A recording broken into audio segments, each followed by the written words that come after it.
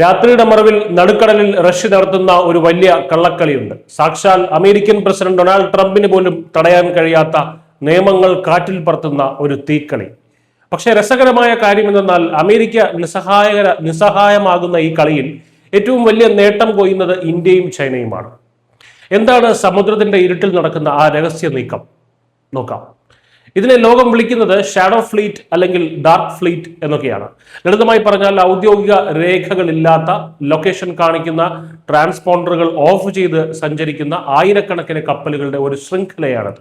ഒരു നിഴൽ കപ്പൽ വ്യൂഹം.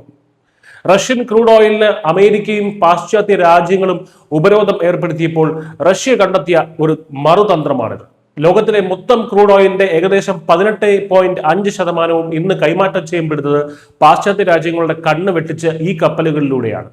ഇവരുടെ പ്രവർത്തന രീതി വളരെ തന്ത്രപരമാണ്. ഈ കപ്പലുകൾ പിടിക്കപ്പെടാതിരിക്കാൻ പലപ്പോഴും പേരും പതാകയും നിറവും മാറ്റുന്നു. ഏറ്റവും പ്രധാനം ഇവരുടെ ബങ്കറിംഗ് രീതിയാണ്. തുറമുഖങ്ങളിൽ വെച്ചല്ല ഇവർ എണ്ണ കൈമാറുന്നത്.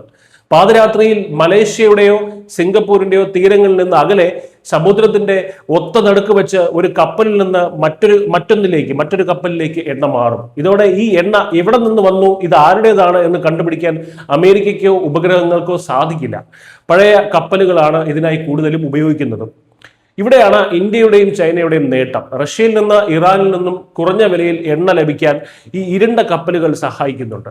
കെപ്ലർ എന്ന ഏജൻസിയുടെ കണക്കുകൾ പ്രകാരം ഇന്ത്യയും ചൈനയും വാങ്ങുന്ന എണ്ണയുടെ വലിയൊരു ഭാഗം ഈ ശൃംഖല വഴിയാണ് എത്തുന്നത്. 2022 വെറും 97 കപ്പലുകൾ ഉണ്ടായിരുന്ന ഈ റഷ്യൻ ശൃംഖലയിൽ ഇപ്പോൾ 3300-ലധികം കപ്പലുകളുണ്ട്. അതായത് ട്രംപ് എത്രയൊക്കെ സമ്മർദ്ദം ചെലുത്തിയാലും ഉപരോധം കടുപ്പിച്ചാലും റഷ്യൻ എണ്ണ ഇന്ത്യയിലേക്ക് ഒഴുകിക്കൊണ്ട് തന്നെ ഇരിക്കും. ചുരുക്കത്തിൽ കടലിൽ നടക്കുന്ന ഈ കള്ളക്കളി തടയാൻ അമേരിക്കയ്ക്ക് നിലവിൽ മാർഗങ്ങളൊന്നുമില്ല. ഉപരോധങ്ങൾ കൊണ്ട് റഷ്യയെ തളർത്താമെന്ന് കണക്കുകൂട്ടലുകൾ പിഴയ്ക്കുമ്പോൾ കുറഞ്ഞ വിലയിൽ ഇന്ധനം ഉറപ്പാക്കി ഇന്ത്യ ഈ പ്രതിസന്ധിയെ അവസരമാക്കി മാറ്റുകയാണ്. News desk news India Malayalam.